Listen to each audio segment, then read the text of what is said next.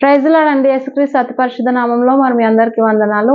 మరి మీ జీవితంలో ఏ ప్రయాస చేత మీరు కొట్టబడుతున్నారో, ఆదరణ లేక ఉన్నారో, ఒకవేళ సమస్యల చేత ఈడవబడుతూ, దుఃఖముతో మరి ఈ సమస్యల నుండి బయటకొస్తామా లేదా అని చెప్పి నిందల చేత, అవమానాల చేత, అప్పుల సమస్యల చేత, ఆర్థిక పరిస్థితుల చేత కృంగిపోతూ మరి సమాధానం లేక ఉన్నారేమో. కానీ దేవుని వాక్యం ఏమని సెలవిస్తుందంటే ప్రయాసపడుచు గాలివాన చేత కొట్టబడి ఉన్నదానా, నా యొద్దకు రమ్ము, నీలాంజలములతో నీ కట్టడలను కట్టుదును అని.